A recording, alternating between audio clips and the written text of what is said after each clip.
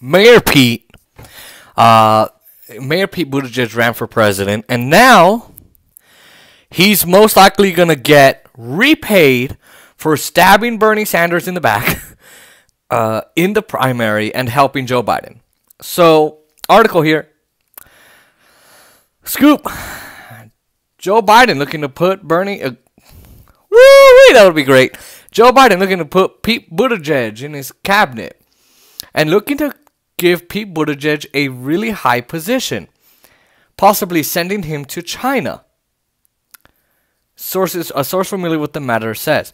So they're literally admitting up front that the reason they're doing this is, so they're basically saying, we want to give Pete Buttigieg this position because we want to have him get foreign policy experience so that when he runs, he can say, I have foreign policy experience. I have foreign policy experience. I dealt with China relations. That's what they want to do. They're not even being coy, they're coy about it. They're not even being quiet.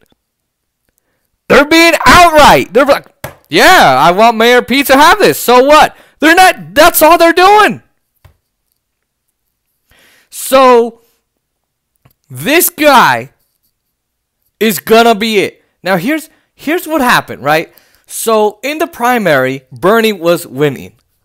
Joe Biden then got second place in Nevada, but Bernie won Nevada.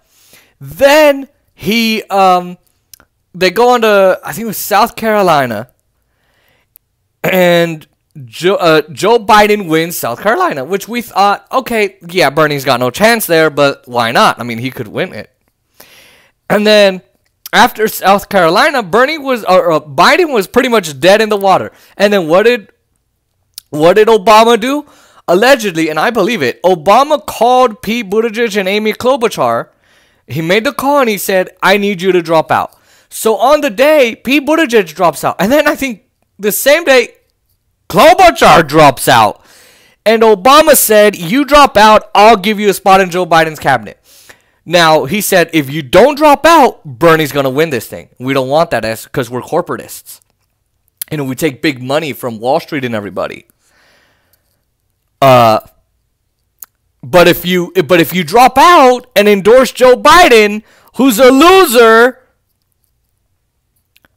he'll win. He's most likely to win, and you're most likely to have a really bright future in front of you. Like, ahead of you.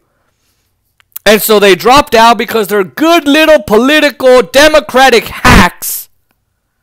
So they drop out, and then they basically endorse Joe Biden and give him that win because all of Klobuchar supporters, which were very little, in fact had zero almost, 2%? And then Mayor Pete Buttigieg supporters went to Joe Biden because they agreed with them. You know, if they had stayed in the race, okay, if they stayed in the race, Bernie would have most likely 99% of the chance, 100%, I think, won the primary. He would have won. They would have gone to into the Democratic Convention, Democratic National Convention. Bernie would have gone in with 35% of the vote at least, 45 even, and it would have been a plurality of votes, which means you have the most votes out of everybody. More people voted for you. So more people would have voted for him. And then they would have probably contested it, of course, because Bernie goes against everything they believe, you know, in terms of corporate money and all of that. And then Bernie would have had a good case to argue because he would have said, hey, I got more votes than all y'all sons of guns. I deserve to be the nominee based on what the people said. Not because I say it, but because the people say it. But no, that didn't happen. Now, I will never, ever, ever, you know, not think about that day. I'll never outlive that, you know, that day or however they say it. I'll never forgive Obama. I'll never forgive Mayor Pete. I'll never forgive Amy Klobuchar, White Karen, terrible mom jokes. I'll never forgive any of them. And I won't forgive Bernie for all the mistakes he made. I'll never forgive Bernie for all the mistakes he made. Because he made way too many. He had people from the Center for American Progress. He had people doing a super PAC. He didn't have lunch with James Clyburn, which would have possibly silenced him, and maybe he would have just sat on the sidelines and not endorsed Joe Biden, which would have given Bernie a better chance, because James Clyburn is a huge civil rights legend, and he has a lot of sway in the African-American community, which voted. So again, that's Bernie. Now, here's why I hate Mayor Pete Buttigieg. Oh, the fact that we might just have to have him in our lives for the rest of our lives.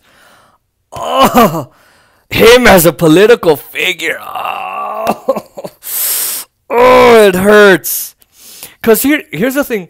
Here's the thing about him is, Mayor Pete came out on MSNBC when he started to run for president in the beginning and fought for Medicare for all on MSNBC. And they were saying, well, why do you support Medicare for all? Isn't that the bad position? Actually, no, Medicare for all. And he would say, before I start going off, he said, no, actually, Medicare for all is the compromise position. The NHS is the actual left position.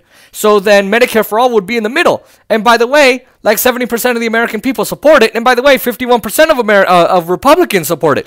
So obviously, we need Medicare for all. A single payer system is what's actually better for this country. He went from that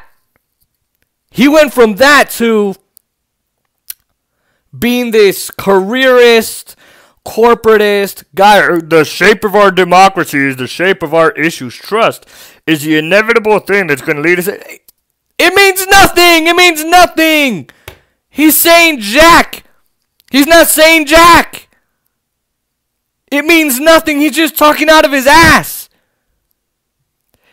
And that's who he became. He changed because he started with Medicare for all with a good position, and then he saw, well, Bernie Sanders is like the main proponent of Medicare for all. He's the one who built it, made it, and like is advocating for it. Obviously, I'm not getting traction, so I'm going to switch. He switched to wherever the power was leaning. And so he's not a principled guy. He's got no real values. Like, are you serious? Him? And this is why boomers loved him. Pete Buttigieg did well with the boomers and did awful with the young.